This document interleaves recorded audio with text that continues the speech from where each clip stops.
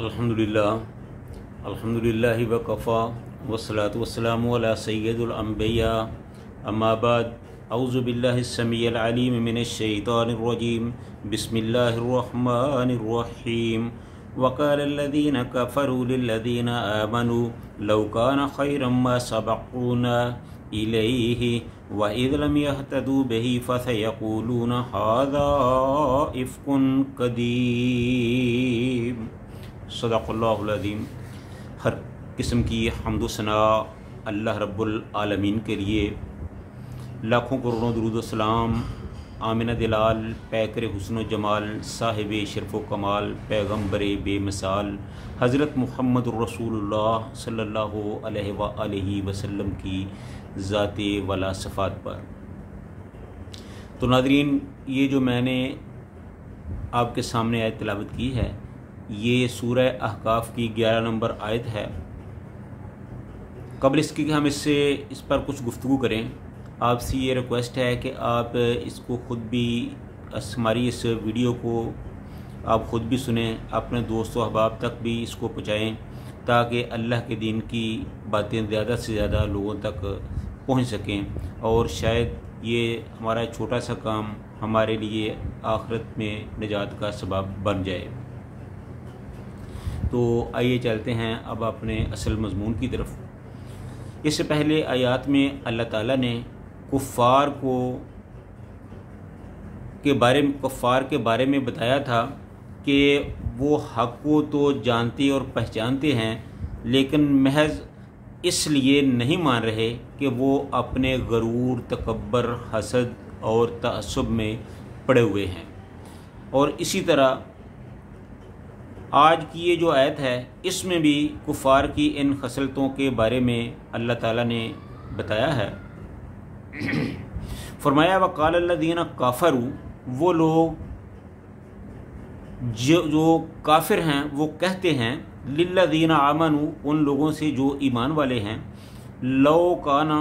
खैरम मा सबक़ूना इलैहि, कि अगर कुरान पर ईमान लाना ज़रूरी होता तो पहले हम इस पर ईमान लाते, तुम इस पर सबकत ना ले जा सकते थे। व इज़ लम यहतदू बिही, और अब चूँकि वो इससे हदायत नहीं हासिल कर सके, वो कुरान पाक से हदायत नहीं पा सके, उनकी किस्मत में हदायत नहीं थी, तो फसयक़ूलूना, वो कहते हैं कि हाज़ा इफ़्कुन क़दीम, ये तो बहुत पुराना झूठ है। कुरान पाक के बारे में इस किस्म की बातें करते हैं। यानी जिन लोगों ने हक़ को मानने से, पहचानने से इनकार कर दिया, वो ईमान लाने वालों से मतलब कहते हैं कि अगर इस किताब को मान लेना कोई अच्छा काम होता तो ये लोग इस मामले में हम पर सबकत ना ले जा सकते, यानी हम ही पहले इस पर ईमान लाते। चूँकि उन्होंने इससे हदायत ना पाई, उनको हदायत नसीब ना हुई, इसलिए अब वो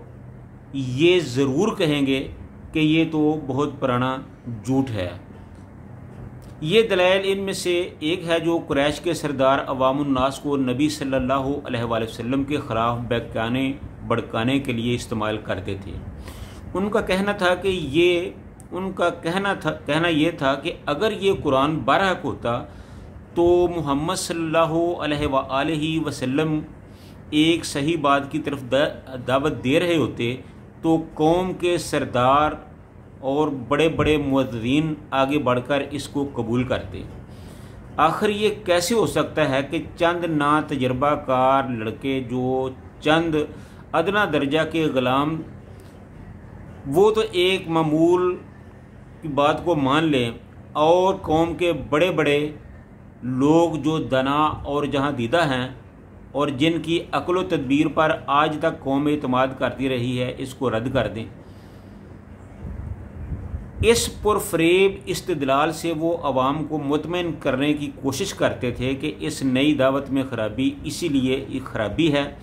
इसीलिए तो कौम, उसके अकाबरीन इसको नहीं मान रहे, लिहाजा तुम लोग भी इससे दूर रहो। यानी कि वो अपनी कौम के लोगों को कहते थे, जो कुफ़ार थे उस वक़्त, जो यहूद व नसारा थे, وہ اپنی قوم کے لوگوں کو کہتے تھے کہ اگر رسول اللہ صلی اللہ علیہ وسلم کی دعوت سچی ہوتی، قرآن پاک جو ہے یہ اللہ تعالیٰ کی طرف سے نازل شدہ ہوتا، تو یقیناً جو ہماری قوم کے بڑے بڑے بزرگ اکابر رہنما ہیں وہ اس پر ایمان لاتے، اس کو مانتے۔ چونکہ ہمارے جو سردار ہیں، جو ہمارے اکابرین ہیں، ہمارے بڑے بڑے جو رؤسا ہیں، وہ چونکہ اس قرآن کو نہیں مانتے، آپ صلی اللہ علیہ وآلہ وسلم کی دعوت کو نہیں مانتے، تو اس لیے یہ دعوت سچی نہیں ہے۔ ان کے نزدیک معیار صرف یہ تھا کہ ہم جس بات کو مان لیں وہی سچ ہے، جس بات کو ہم نہ مانیں وہ سچ نہیں ہو سکتا۔ ان کے نزدیک معیار صرف یہ تھا کہ جس بات کی ہم تصدیق کر دیں وہی حق اور سچ ہے، جس بات کی ہم تردید کر دیں، جس کو چھوڑ دیں، جس کو نہ مانیں، وہ حق اور سچ نہیں ہو سکتا۔ یعنی کہ ان لوگوں نے اپنے آپ کو حق اور باطل کا معیار قرار دے رکھا تھا، اور یہی ان کا سب سے بڑا جھوٹ تھا، اور یہی ان کی سب سے بڑی وجہ ضلالت تھی، اور اسی وجہ سے وہ گمراہ رہ گئے، اور اسی وجہ سے وہ قرآن جیسی عظیم کتاب سے رہنمائی حاصل نہ کر سکے، کیونکہ ان کو اگر وہ راہ حق پر آتے تو پھر ان کو اپنی ضد، انا، ہٹ درمی، تعصب، کینہ، یہ ساری چیزیں جو ہیں وہ چھوڑنی پڑتی تھیں۔ اگر وہ ان چیزوں کو چھوڑتے تو پھر ان کی چدراہٹ، ان کے مفادات جو ہے وہ خطرے میں آتے تھے، لہذا وہ دنیا کی خاطر دین کو چھوڑ گئے، دنیا کی خاطر اللہ کو چھوڑ گئے، دنیا کی خاطر اللہ کے بھیجے ہوئے نظام کو ترک کر گئے، جس کی وجہ سے وہ آخرت میں خسارے میں رہے اور وہ تباہ و برباد ہو گئے۔ تو اس لیے میرے بھائیوں،